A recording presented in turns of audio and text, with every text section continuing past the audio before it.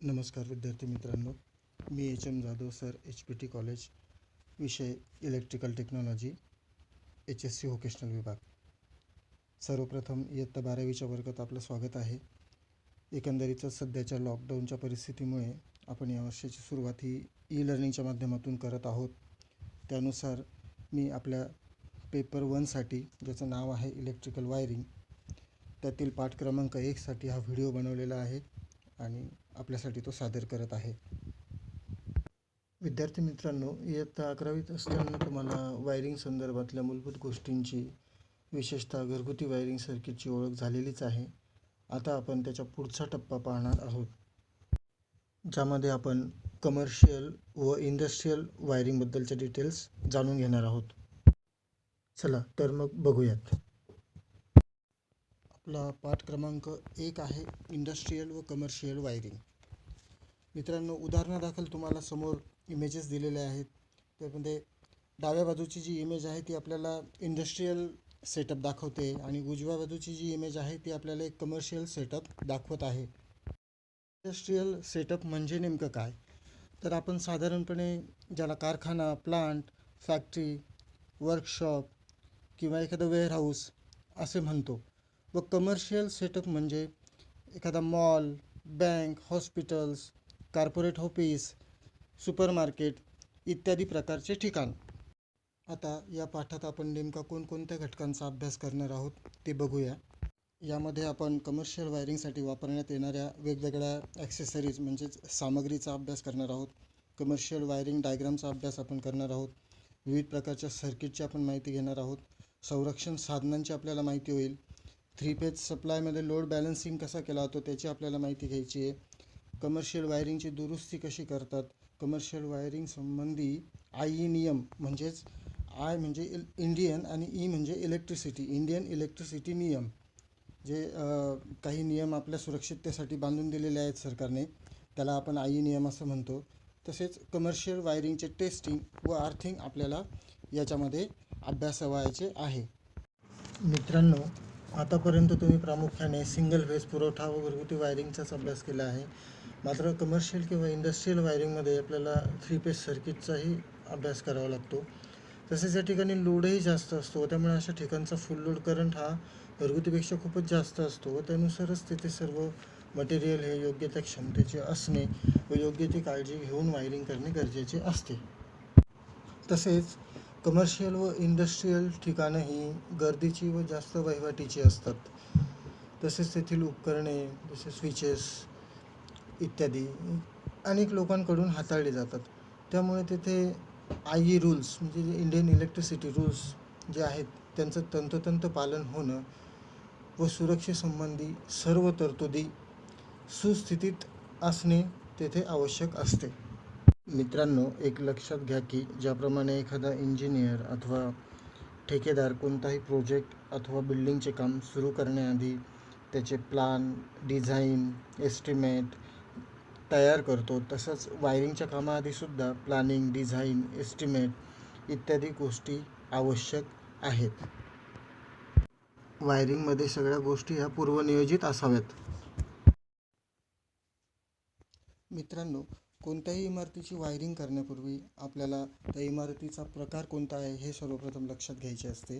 म्हणजे ती घरगुती वापराची इमारत आहे की कमर्शियल वापराची आहे की औद्योगिक वापरासाठीची इमारत आहे. तसेच त्या इमारतीच्या मालकाच्या रिक्वायरमेंट्स काय आहेत, त्याला त्याचं बजेट किती, म्हणजे इकॉनॉमिकल आस्पेक्ट आपल्याला बघायचा असतो.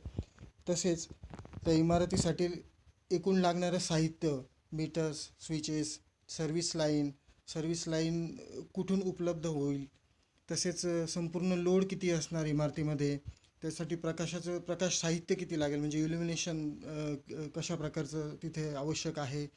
त्यानंतर फॅन्स, कूलर्स, ACs वगैरे ह्यासारखे उपकरणं किती लागणार आहेत आणि त्यानुसार मग संपूर्ण इमारतीमध्ये किती पॉवर लोड तयार होईल, म्हणजे वॅटेजमध्ये तो लोड आपल्याला कॅल्क्युलेट करायचा असतो, किती वॅट तो लोड तयार होईल, ह्या सर्वांचा आपल्याला आधी अभ्यास करायचा असतो. तसेच ह्या सगळ्या गोष्टींना आपण एस्टिमेट असंही म्हणतो. तर वायरिंग करण्यापूर्वी आपल्याला त्याचं एस्टिमेशन तयार करायचं असतं आणि तो एक नियोजनाचा भाग असतो. तसेच इमारतीच्या सुरक्षेच्या व वायरिंगच्या सुरक्षेच्या दृष्टीने काही गोष्टी आपल्याला काळजीपूर्वक करायच्या असतात. जसं फायरप्रूफ वायर वापरणे, योग्य प्रकारे आर्थिंग करणे, फायर एक्स्टिंग्विशरची उपलब्धता तिथे करून देणे. त्याप्रमाणे सर्वसाधारण वायरिंग इन्स्टॉलेशनमध्ये सर्किट कंट्रोल करण्यासाठी काही संरक्षक साधनं देखील आपल्याला वापरायची असतात. जसं MCBs आहेत, फ्युजेस आहेत, अनेक प्रकारच्या एक्सेसरीज म्हणजे सामग्री वायरिंगमध्ये वापरायच्या असतात. सर्वसाधारणपणे वायरिंग मटेरियलचे 5 गट आपण पाडत असतो, ज्यामध्ये नियंत्रण साधने, पकडणारी साधने, सर्वसामान्य साधने, संरक्षण साधने व आउटलेट साधने अशा प्रकारे आपण त्याचे गट मांडून चालतो.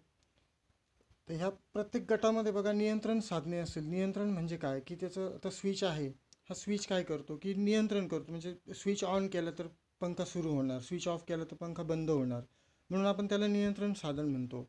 पकडणारी साधने म्हणजे फिक्चर्स आहेत, होल्डर्स आहेत, अँगल होल्डर असेल, बॅटन होल्डर असेल तर ते लॅम्पला पकडून ठेवतात आणि त्यामुळे आपण त्याला पकडणारं साधन असं म्हणू शकतो.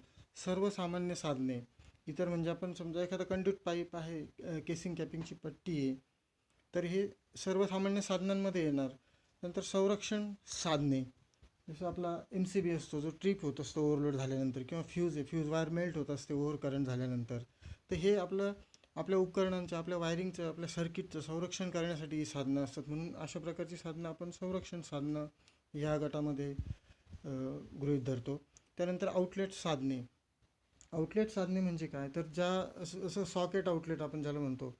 आपल्या स्विचबोर्डवर एखादं सॉकेट असतं, आपण एखादं उपकरण विकत आणलेलं आहे बाहेरून, सध्या आपलं तुमचं मोबाईलचं चार्जर असेल तर त्या चार्जरला जेव्हा तुम्हाला विद्युत पुरवठा हवा असेल मोबाईल चार्ज करण्यासाठी, तर तुम्ही ते चार्जरचा जो प्लग आहे तो सॉकेटमध्ये तिथे कनेक्ट करतात आणि त्यातून तुम्हाला तो हवा तो विद्युत पुरवठा उपलब्ध होतो. तर त्या अशा ठिकाणाला किंवा अशा प्रकारच्या साधनांना आउटलेट साधने असं म्हणतात. म्हणजे socket, 3 pin socket, 2 pin socket इत्यादी. त्या बाजारामध्ये कमर्शियल वायरिंग असो अथवा कुठलीही वायरिंग असो, सर्व प्रकारचं साहित्य बाजारामध्ये मुबलक प्रमाणामध्ये उपलब्ध आहे. वेगवेगळ्या प्रकारच्या कंपन्यांचं, वेगवेगळ्या प्रकारच्या क्वालिटीचं, वेगवेगळ्या प्रकारच्या रेटचं. त्यापैकी मी आधी बोलल्याप्रमाणेच की रिक्वायरमेंट, कस्टमरची रिक्वायरमेंट, त्याची इकॉनॉमी, ह्या सगळ्या गोष्टींवर आपण कुठलं साहित्य घेणार हे डिपेंड असतं. तर आता ह्या एकंदरीत जे मटेरियल आपण वापरतो त्यामध्ये बघा प्रामुख्याने स्विचेसमध्ये जे प्रकार पडतात, जसं 1 way switch, 2 way switch, bell push switch, double pole switch, ICTP, वेगवेगळ्या प्रकारचे लॅम्प होल्डर्स आपल्याला वायरिंगमध्ये लागतात, ज्यामध्ये आता हल्ली बरेचसे फॅन्सी लॅम्प होल्डर्स अवेलेबल आहेत. BioNTech cap lamp holder, screw type lamp holder, Edison screw type lamp holder इत्यादी. वेगवेगळ्या प्रकारचे स्विच बोर्ड्स वापरले जातात. वुडन स्विच बोर्ड्स आहेत, फायबरचे स्विच बोर्ड्स आहेत. तर मॉड्युलर स्विच बोर्ड्स नवीन आता सध्या ट्रेंडमध्ये आहेत. त्यानंतर सब डिस्ट्रीब्युशन बोर्ड्स, वेगवेगळ्या प्रकारच्या वायर्स आणि केबल्स, तसेच adapter, ceiling rose, connectors, distribution boards, neutral links, indicators, musical doorbells, modular deluxe plates, टेलिफोनचे सॉकेट, TVचे socket, modem jack, spike guard, telephone jack, modular plates, header box इत्यादी प्रकारचे साहित्य आपण वायरिंगमध्ये वापरत असतो. आता आपण ज्या ॲक्सेसरीजची चर्चा केली त्या नेमक्या दिसतात कशा, त्यांना ओळखायचं कसं व त्यांचा उपयोग नेमका काय, हे आपण पुढे येणाऱ्या इमेजेसवरून समजून घेण्याचा प्रयत्न करू. सर्वप्रथम आपण स्विचेसच्या इमेज बघूया.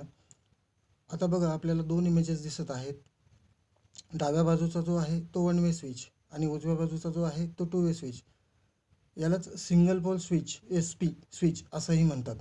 या दोघातील मुख्य फरक असा आहे की 1 वे स्विच जनरली खालच्या बाजूला दाबला असता ऑन होतो व वरच्या बाजूला ऑफ होतो. मात्र 2 वे स्विच वरच्या व खालच्या दोन्ही बाजूंनी ऑन स्थितीमध्ये राहू शकतो. 1 वे स्विच हा एका पॉईंटसाठी 1 याप्रमाणे लागतो, तर 2 वे स्विच हा एका पॉईंटला 2 याप्रमाणे लागतो. आपल्या रेग्युलर ट्यूबलाईट्स, फॅन्स इत्यादी उपकरणांचा स्विच हा 1 वे स्विच असतो. तर 2 वे स्विच हा खास करून स्टेअरकेस वायरिंग म्हणजे जिन्यातील लॅम्पसाठी वापरतात. 1 वे स्विचला 2 टर्मिनल असतात, तर 2 वे स्विचला 3 टर्मिनल असतात व त्याची वायरिंग ही वेगळ्या स्वरूपाची असते. टू वे स्विच वापरल्यामुळे विजेची बचत होते. म्हणजे जसं आपल्याला जिन्यातून चढून वरती जायचे असेल व तिथे अंधार असेल तर जिना चढण्यापूर्वी खाली असलेल्या टू वे स्विचला आपण अपोजिट डायरेक्शनमध्ये दाबले तर जिन्यातला लॅम्प सुरू होतो व जिना चढून वर गेल्यानंतर वरती असलेल्या टू वे स्विचला अपोजिट डायरेक्शनला दाबल्यानंतर तो जिन्यातील लॅम्प हा बंद होतो व त्यामुळे जिन्यातील लॅम्पचा अनावश्यक वापर टळून वीज वाचते. हे स्विचेस साधारणपणे बॅकेलाईट ह्या पदार्थापासून बनलेले असतात, त्यामुळे ते उष्णतारोधक व विद्युत अवाहक असतात व मागच्या बाजूला त्याचे टर्मिनल्स दिलेले असतात ते ब्रास पदार्थापासून बनलेले असतात.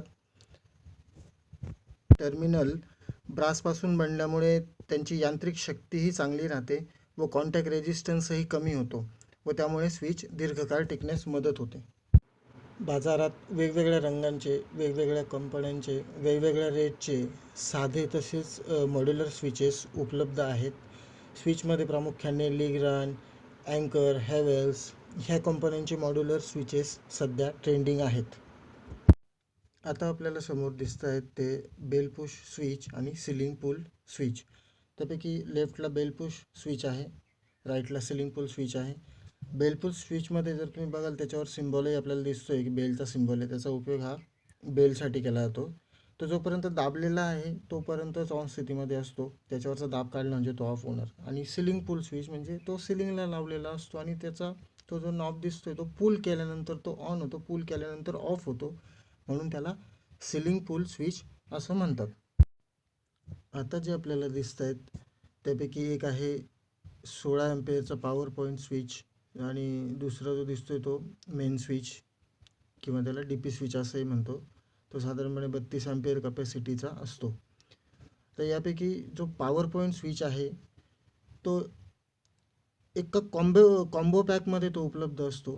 म्हणजे त्यामध्ये इंडिकेटर असतं, निऑन इंडिकेटर छोटंसं विथ कार्बन रेजिस्टर, एक फ्यूज असतो छोटासा आणि कॉन्टॅक्ट्स देखील त्याचे हेवी असतात कारण करंट कपॅसिटी ह्या पॉवर पॉईंटची जास्त असते. तर याचा उपयोग हा जनरली जे आपले हाय वॅटेजचे जे उपकरणं आहेत, जास्त पॉवरचे उपकरणं घरामध्ये किंवा कमर्शियल ठिकाणी सुद्धा तशी उपकरणं असतात. जसं आपल्याला आता ACचा पॉवर सप्लाय घ्यायचा असेल, फ्रीजचा पॉवर सप्लाय घ्यायचा असेल, गिझरचा पॉवर सप्लाय घ्यायचा असेल किंवा TV साऊंड सिस्टीमचं युनिट असेल किंवा मिक्सर असेल, मिक्सर ग्राइंडरसाठी किंवा फूड प्रोसेसरसाठी, तर त्या ठिकाणी हा पॉवर पॉईंट स्विच वापरला जातो. याला ज्या वायर्स जोडल्या जातात सप्लायसाठी त्या देखील जास्ती डायमीटरच्या वायर्स याच्यासाठी वायरिंगसाठी वापरतात.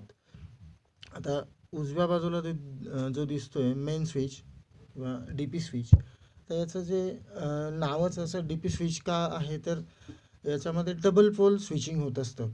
डबल पोल म्हणजे ज्या आपल्या जो इनकमिंग आपल्या घरामध्ये जो मेन सर्व्हिस लाईन नंतर मीटरला सप्लाय येतो, मीटरनंतर तो सर्वप्रथम ह्या DP स्विचला आलेला असतो. याच्यामध्ये फेज आणि न्यूट्रल दोघांचंही स्विचिंग केलं जातं. जर तो ऑन केला तर फेज आणि न्यूट्रल दोन्हीही आपल्या घरातील पुरवठ्याला कनेक्ट होतात. आता आपल्याला जे दिसत आहेत ते दोघंही संरक्षक साधनं आहेत.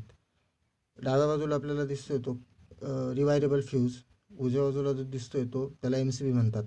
आता यापैकी रिवायरेबल फ्यूज जो आहे तो एक नॉन ऑटोमॅटिक टाईप आहे कारण त्यामध्ये एक फ्यूज एलिमेंट वापरलेला असतो. त्याच्यामध्ये प्रमाणापेक्षा किंवा त्याच्या क्षमतेपेक्षा जास्त करंट फ्लो झाल्यानंतर तो फ्यूज एलिमेंट मेल्ट होतो आणि आपल्याला मॅन्युअली तो फ्यूजची कॅप अलग करून त्याच्यामध्ये पुन्हा ती तार नव्याने फिट करून पुन्हा ती कॅप तिथे बसवावी लागते, तेव्हा विद्युत पुरवठा सुरू होतो. परंतु MCBमध्ये मात्र तसं नसते. MCB हा इलेक्ट्रोमॅग्नेटिक इफेक्टवर काम करतो.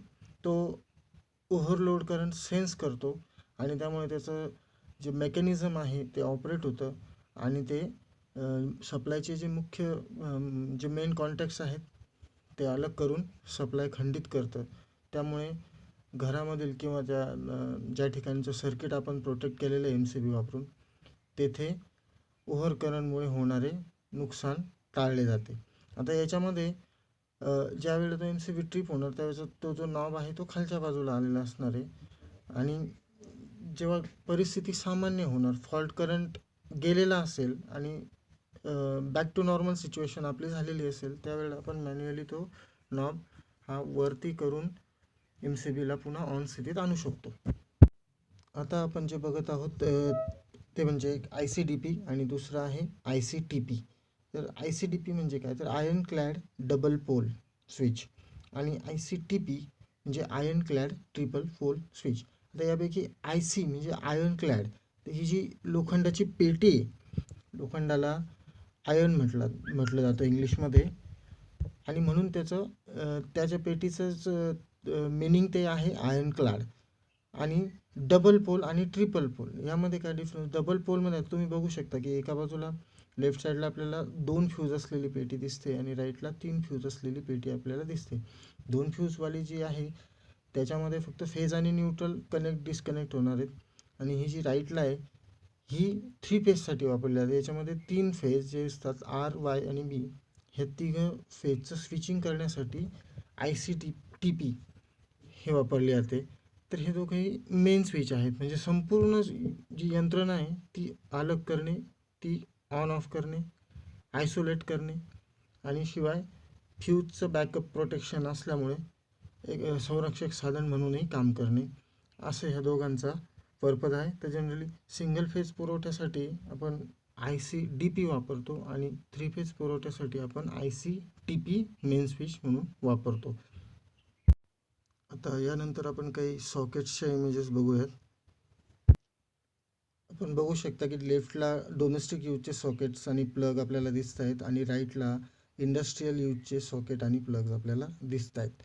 दोघांमध्ये थोडंसं बेसिक डिफरन्स जर आपण बघितला तर फरक आहे तो हेवी ड्युटी आणि लाईट ड्युटीचा आणि करंट कॅपॅसिटीचा. आपण जे डोमेस्टिक यूजचे जे दिसतात आपल्याला ते साधारणपणे 5 एम्पियर किंवा जास्तीत जास्त 16 एम्पियरपर्यंत क्षमतेचे आपल्याला सॉकेट्स आणि प्लग्स लागतात. इंडस्ट्रीयल सॉकेट्स आणि प्लग्स हे मोर दॅन 16 एम्पियर, 32 एम्पियर अशा क्षमतेचे असतात आणि त्यामुळे स्वाभाविकच करंट कॅपॅसिटी आणि करंट रेटिंग जास्त असल्यामुळे तिथे त्याचं जे काही संरक्षण करण्यासाठी कॅप वगैरे किंवा हेवी ड्युटी इन्सुलेशन ह्या सगळ्या गोष्टी तिथे लागतात.